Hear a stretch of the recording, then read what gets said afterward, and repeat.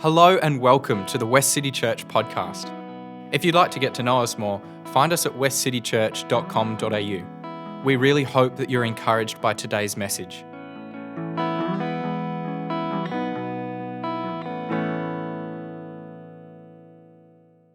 Morning, everybody. My name's Jon. I'm speaking today because there was sort of general consensus among the team that I was the most maternal, and we thought it would be appropriate. Happy Mother's Day to all of you who are mothers. Chiz has done a great job of getting us inducted into the day. It's like watching a car crash. Nina actually turned to me and said, I've got enough stress in my life. I don't need to watch this.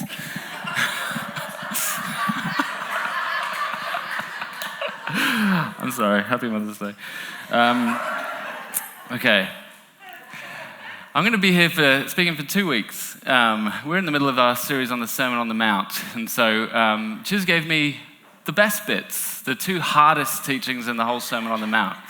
And so I got 2 weeks to kind of unpack like these quite difficult principles. This is sort of the bit where Jesus is teaching everybody and they're all kind of tracking along, and then they get to this bit and they're like, oh, you lost me. Like this is like love everybody, love the world. They're like, yeah, it's great. What about those people? And then he's, yeah, everybody. And it starts to get a little bit messy. So we're going to, this week, look at the first principle, walking the extra mile, turning the other cheek. We were kind of familiar with that passage. I'll break it down a little bit. And I want to kind of just lay out the principles in the scriptures and also in our lives, these kind of cycles we get stuck in. Cycles where we feel like victims, we dehumanize other people, and we kind of perpetuate this kind of ideological warfare. So it's really light kind of content. And then next week, we're going to talk about loving your enemies. And after kind of laying down the foundations this week, my sermon next week is titled, How to Be Wrong. And I thought I'd give us some great strategies for being wrong in life. And I got a lot of experience in being wrong. And so I'm going to share some of that infinite wisdom with you. So before we get really stuck into it, I'm going to read the passage that we're going to be sort of diving into today. So it's from Matthew 5, starting in verse 38. So here Jesus says, "You have heard it said, eye for an eye and tooth for a tooth. But I tell you, do not resist an evil person. If anyone slaps you on the right cheek, turn to them the other cheek also. And if anyone wants to sue you and take your shirt, hand over your coat as well. If anyone forces you to go 1 mile, go with them 2 miles. Give to the one who asks you, and do not turn away from the one who wants to borrow from you. You heard that it was said, love your neighbor and hate your enemy. But I tell you, love your enemies and pray for those who persecute you, that you may be children of your Father in heaven." You can see why this is a little bit challenging. For those of you who've heard us over the last however many years we've been doing Sermon on the Mount, each year we kind of get stuck into the actual background of the text and we look at what it was actually like to be particularly a Hebrew person in the context of Roman oppression, being under subjugation, having kind of people all the time on your back, and what it would look like to kind of resist that kind of oppression without actually getting caught in violent cycles, because if you were a Hebrew person who started hitting back when your Roman overlords hit you, it just kind of all got a little bit messy. You ended up being murdered. It wasn't good. But because that doesn't quite translate into our context very well, I wanted to sort of address some other things, because who is familiar with the cycles of warfare that we get stuck in? I've drawn a diagram. Well, it's actually not a diagram, it's a list.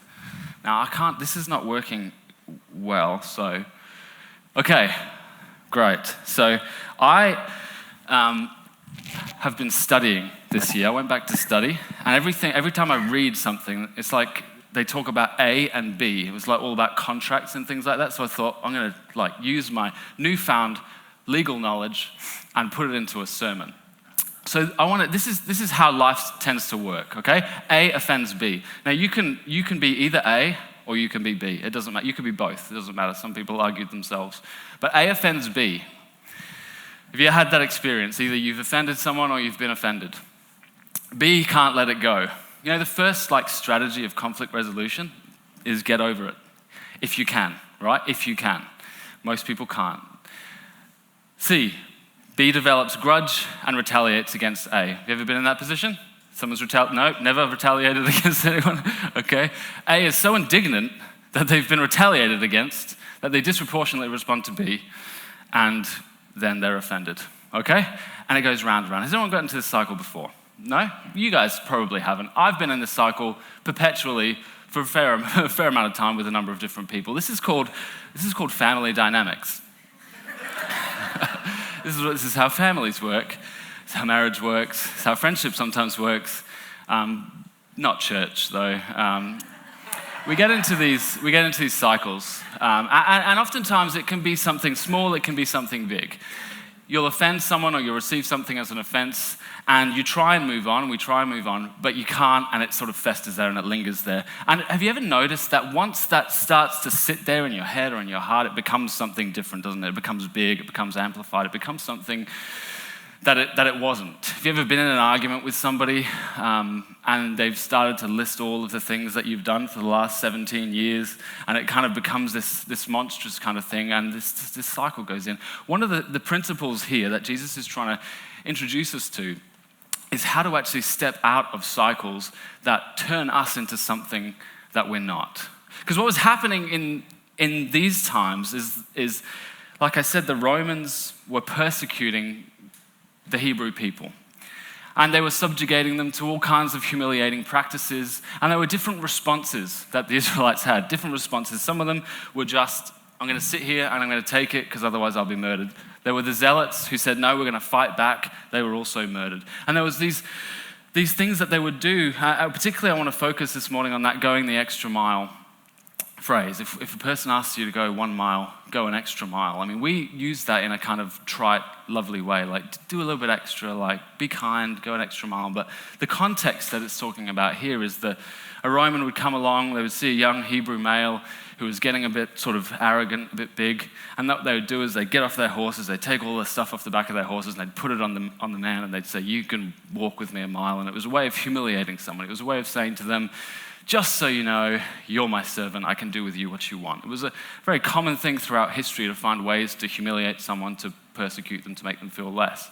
But for some reason, according to Roman law, you could only do it for 1 mile. They had all these kind of arbitrary laws to make sure we can humiliate you, but not too much. But if you take one more step, the step that you don't have to, right? The step that is now not being imposed upon you, but the step that is actually you, of your own volition, with your own agency, suddenly you're no longer a slave, humiliated, persecuted, and oppressed. Now, you're free. You're operating in your own agency. You're walking in your own shoes. You're actually humiliating everybody else. You're saying, if you really need me to help you with all your stuff, that's totally fine. You switch the scales a little bit, don't you? Suddenly, that second mile is not taken as a slave. The second mile is taken as a free person. But the interesting thing about the dynamics is that the situation is exactly the same. They're still in the same context, still in the situation, still experiencing the same things. But the way that they've responded to it changes the entire dynamics and framework. This is the principle embedded into turn the other cheek, walk the extra mile. It's how to actually exist within cycles of dehumanization and violence without becoming a part of the cycle. How do you step out of it? How do you do something different? And so instead of talking about overlords putting things on our back and forcing us to walk, I thought I'd talk a little bit about the kind of cultural moment that we find ourselves in. Because we have similar cycles, don't we, in the world that we live in. Actually, I was reading something a couple of weeks ago, and it talked about what he called I just thought it was an interesting phrase, the intellectual organization of political hatred, which is a fancy phrase, which makes me seem super intelligent. But what he means is we have found a way in our modern day to make the things that we think a mechanism of definition for ourselves. And we use those things that we think to alienate and oppress other people. That's what that phrase means. And we know that because, I for the longest time, have operated in an environment where my livelihood was connected to my ideology. And I found it extremely difficult, realizing that if I said the wrong thing in a particular context, I'd lose my job and my entire sort of wage and my family would be under threat, because it matters what we think and how we say it and how we communicate it. And we have this world we live in where our ideas define us. and we get caught in cycles. Have you ever found yourself listening to someone speak and you immediately were making judgments about who they are as people? People do that to me all the time. I do that to Chiz all the time when he does the announcements. We kind of go through life looking for ways to define people. And the reason we do it is because we want to know if they're like us or not. We want to know if they're good people or not. Because there's an association between people like us and good people. We want to know if they're in our tribe or outside of our tribe. We want to know if they agree with us and therefore make us feel right. We want to know whether they will validate and affirm our beliefs. And if we hear anything different, there's like an immediate sense of threat. And that is kind of like a normal part of being human. But it's one of those parts of being human that we actually need to transcend, that we need to grow out of. But one of the challenges, I think, that's happening in culture nowadays is this is becoming embedded and entrenched in the world. And it's being reinforced as something really good and positive if you think the right things, right? And so today, it's very difficult to go around without being branded a certain way because we think that we're right and we think that everybody else is wrong. And this is one of the things I want to challenge today by outlining 3 mechanisms that get us stuck in this cycle. 3 things that get us caught up in the rhythms of the world. And hopefully this will make sense by the end. The first thing I want to have a look at in the context of this text is embracing victimhood. The second thing I want to talk about is practicing dehumanization. And the last one is believing God is on our side. These are things that keep us trapped in cycles where we are constantly fighting against other people. Because that little formula I put up there, A offends B, B retaliates, etc. That cycle goes round and round and round and round. But after a while, that cycle becomes you. Have you ever existed in a family dynamic where you go round and round and round in that cycle? Do you know how difficult it is to be a better person? Because everything has to reorient itself once you decide not to perpetuate that cycle. Have you ever found that? It's called systems theory. Like you be a better person and everyone else starts to hate you, at least for a little while the system adjusts.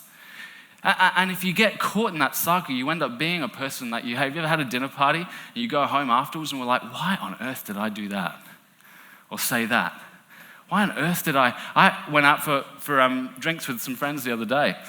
And I'm a bit of a snob about food because I have great taste. But sometimes, very rarely, but sometimes I make people feel really bad. And my brother was supposed to be cooking like a lamb roast for Sunday because I asked him to because I didn't want to do it. And he was talking about it and I was like, oh, how are you going to cook it? And he told me. I was like, really? And then I was with my friend who's also a snob and we just spent about half an hour making him feel this small because of a lamb roast. Which was a good time. I had a good night. But then I woke up the next morning and I was like, why do we do that? Why do we make people feel so bad? And so to step out of these cycles requires something really intentional. And these 3 things, I think, are part of the practices inherent in turning the other cheek. So let's have a look. See if it makes sense. Embracing victimhood. There's a guy called Israel Krishal. And he is significant because he passed away on the 11th of August, 2017. And he lived to 114, which is pretty impressive. 114. And what was significant about his life, I've read a lot of cooking books in my days, and a lot of healthy cooking books, and they all start with basically, if you eat this food, you're going to live a longer life. It's a great sort of way to sell a cooking book for starters. But one of the things I think about when I think about a guy who's 114 is I wonder how he got to live so long. What was the secret? Is it essential oils? Was it right all along? Was it the food that he ate? Was it exercise? He got up and ran every morning? We kind of think that actually for someone to live so long, they must have had a really good, maybe a peaceful, calm, cathartic kind of life. But one of the interesting things about Israel Krishal is that he was a survivor of the prisoner of war camps in World War II. In fact, he spent his first 4 years in a particular camp where his 2 children were murdered.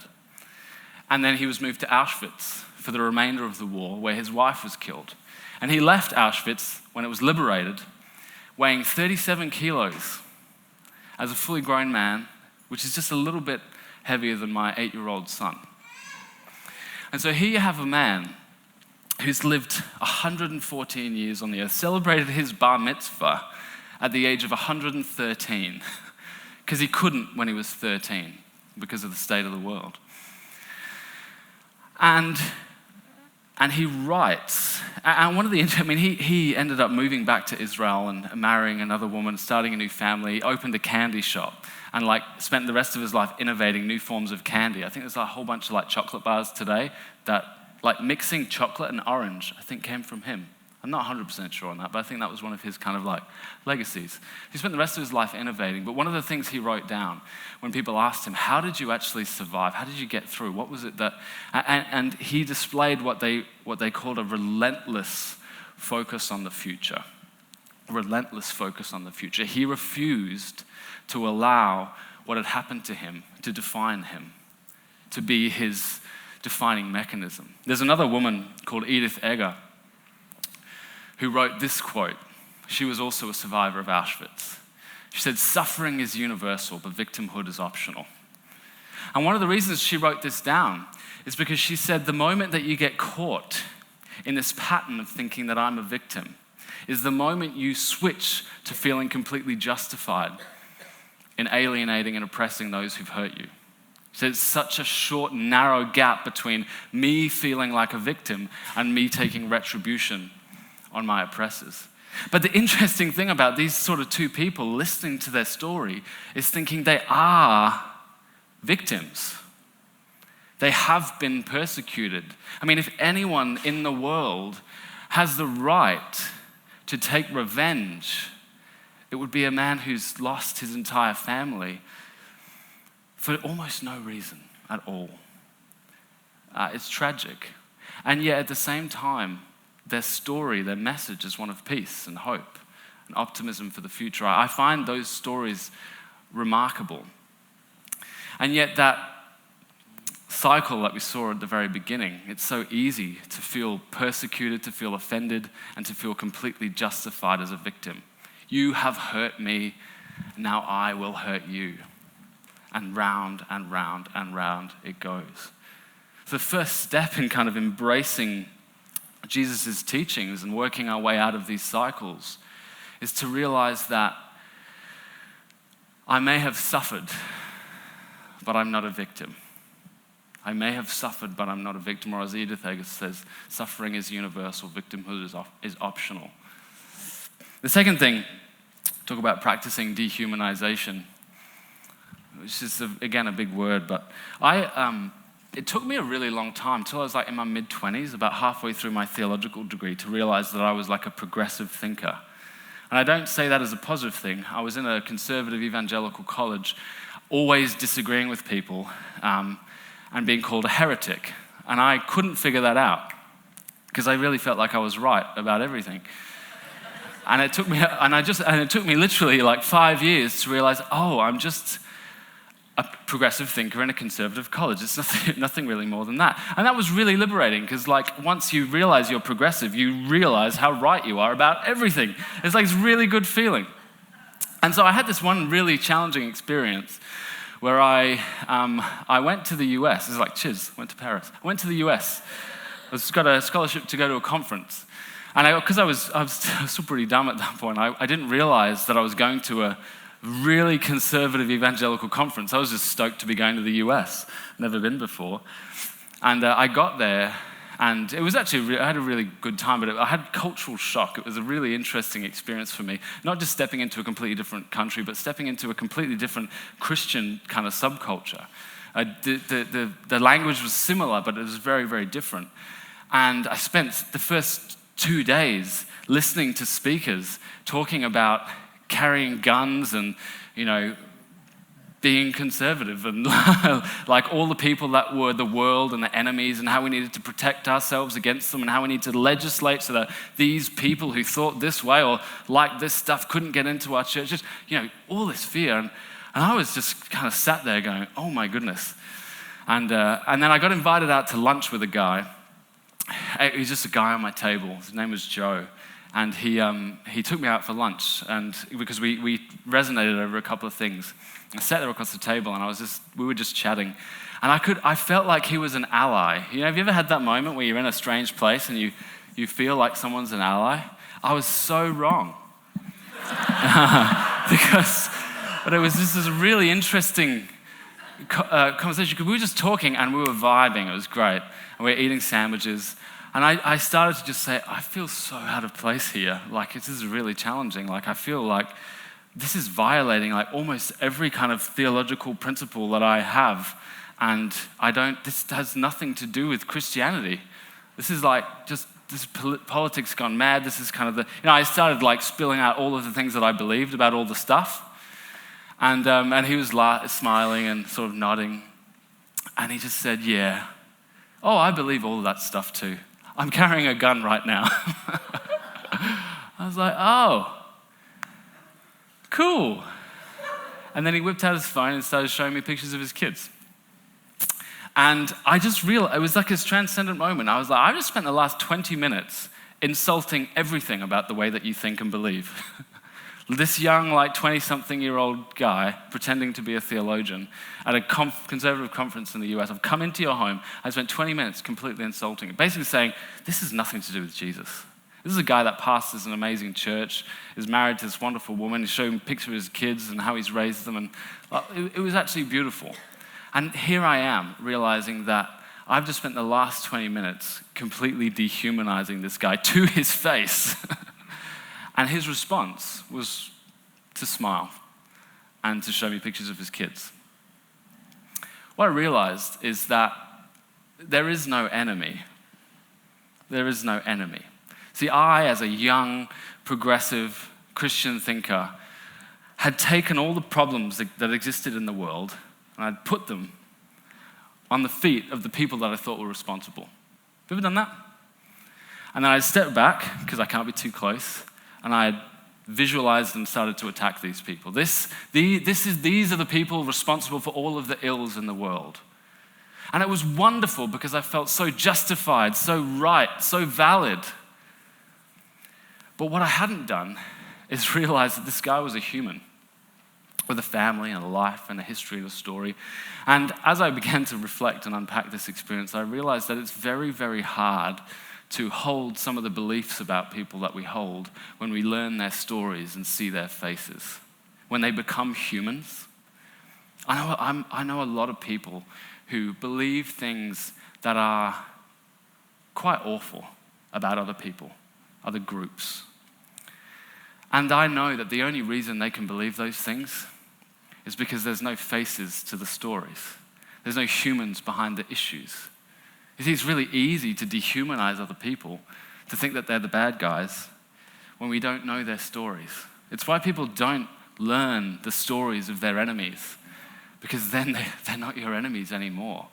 You can't dehumanize people that you have begun to understand. A guy called Jonathan Sacks is a Jewish author. When speaking about this, he says, only in fiction are the great evils committed by caricatures of malevolence. Darth Vader, Lord Voldemort, Sauron, or the Joker. In real history, the great evils are committed by people seeking to restore a romanticized golden age, willing to sacrifice their lives and the lives of others in what they regard as a great and even holy cause. In some cases, they see themselves as doing God's work. They seem happy. This is how dreams of utopia turn into nightmares of hell. What he's saying is there are no good guys and bad guys. There are just people. And some people do great things and some people do terrible things.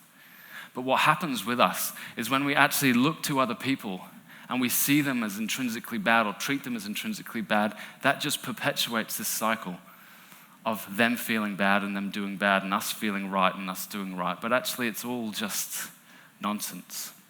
I mean, for me, to sit there feeling so right about all the people I thought were so wrong, like, is that a victory for me? Because I go home at the end of the day and feel amazing about how right I am. But the lie is that I'm just caught in the same cycle.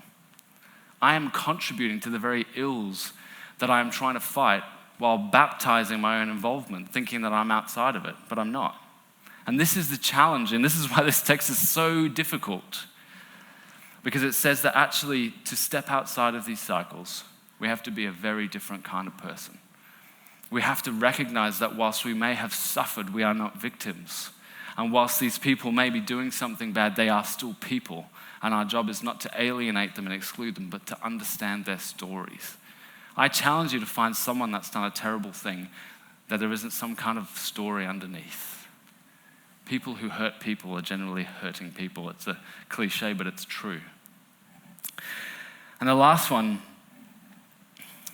embrace victimhood, we dehumanize others. And this is probably the more perverse of the three, is when we elevate ourselves to the level of believing that God is on our side. I'm going to pick this up a little bit more next week and look at the book of Jonah. But Jonah is a brilliant story in the Old Testament that kind of really brings this out for me. Because Jonah was a guy who God instructed to go to Nineveh, who were a whole city of terrible people. And God said, you want to go, and I want you to preach the gospel to them, and I want you to liberate the city. And Jonah said no, which is why I love the book, because there's not very many people in the Old Testament who hear God's voice and then go, no, I think I'm going to do something else. And he ran away, and then God ate him up with a whale and spat him out on the shore. And we know the story. We get caught up on the whale. But what we realize in Jonah chapter 4, right at the end, you realize what's actually going on, because God's kind of looking over at the city, and Jonah gets really mad at God, which is fine, because I get mad at God a lot of the time. You get mad at God too. But the reason Jonah is mad at God is because God is so kind and gracious and loving and forgiving. And you actually realize in Jonah chapter 4, the reason that Jonah ran away, the reason he's so angry is because he doesn't think that these people are worthy of the same love that he's been given. He doesn't think these people are worthy of God's love and forgiveness and redemption. Even these people who have repented, who've said, we'll change our ways, even these people who've turned everything around, Jonah is still saying, no, I would rather that they died. Because often an acknowledgement that God is at work in the lives of those people we think are so terrible means that our enemies are caught up in the same kind of loving embrace that we've been caught up in. And I find that really difficult to reconcile. This phrase at the end of Jonah, it says, this is God speaking, should I not have concern for the great city of Nineveh, in which there are more than 120,000 people who cannot tell their right hand from their left? This is after Jonah has gotten really upset because God killed a plant that was giving him some shade. And God's like, you're really upset that I killed the plant, but you don't seem too worried that I'm going to kill 120,000 people. Like it's a priority issue. And this is what often happens for us, is we feel like victims. We feel as if we've been persecuted, and oftentimes we're right.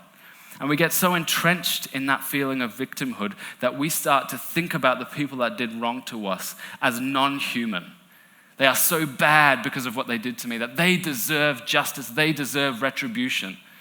And that is a very common cycle.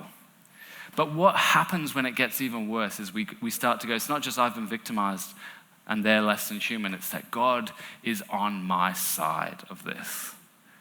That God desires the same kind of retribution that I do. That God desires the same vengeance that I do.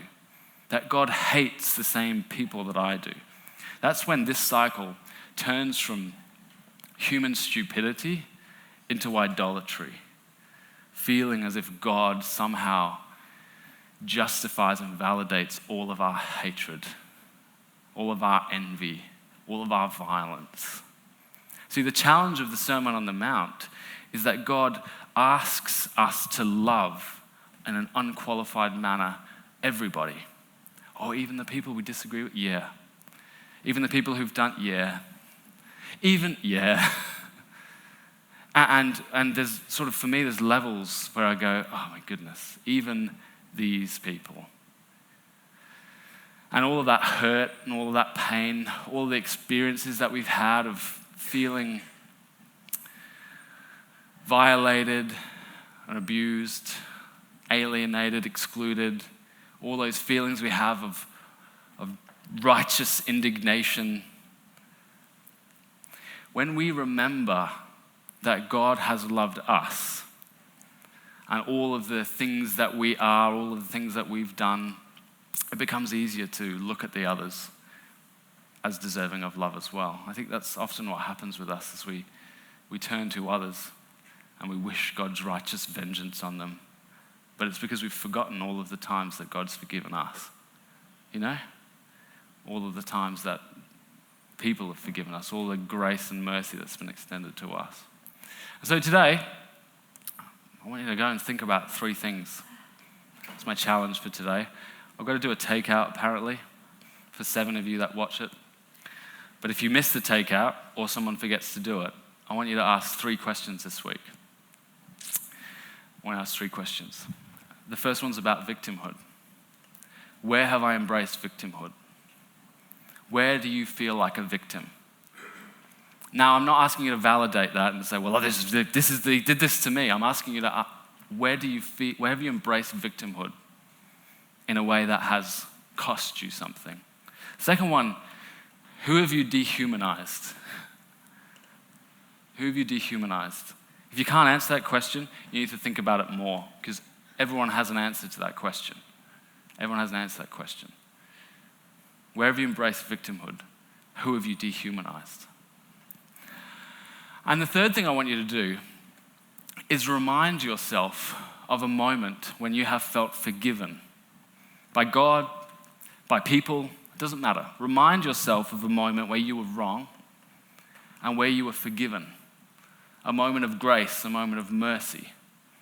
Because I often find that third step, being reminded of the mercy that's been shown to us, breaks our defenses down, and we stop looking at others through the lens of otherness or adversarial, and we start to recognize that actually, if God or if this person can extend mercy towards me, maybe I have enough grace to extend mercy towards others.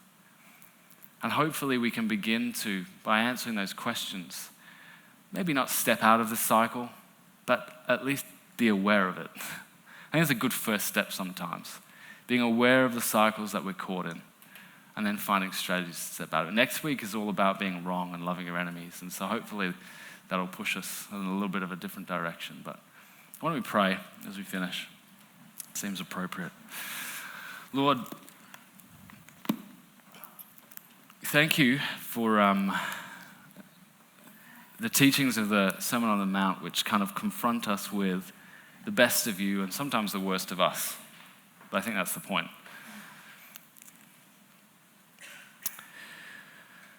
We want help this week to answer those questions. Help us through our Spirit to identify those moments where we have felt like a victim in a way that's caused pain to someone else. Help us to identify those moments when we have dehumanized others, made them feel less. And remind us, God, those moments when we've felt a wave of grace and mercy and forgiveness. And I pray that reminder of love, of feeling loved, would give us just a small amount of grace for others. Amen. How good was that message? Thank you so much for joining us. Each week at Westcity, we say a benediction together. We do this because we believe that the purpose of the church is to be a caring community for the world, and that as we go and serve others, we enter into Christ's work of welcome, restoration and healing, both for us and others. We believe that in doing so, we get to see and encounter Christ. So let's say the benediction together. We come together as the church to be reminded of the go of Christ. So we will go out and feed the hungry, go out and clothe the naked, go out and fight for justice, go out and end oppression, go out and proclaim anew the old story, go out and associate with those who don't look like us, think like us, act like us, and don't even like us. And we'll do it all in the name of the one who sent us. His name is Jesus.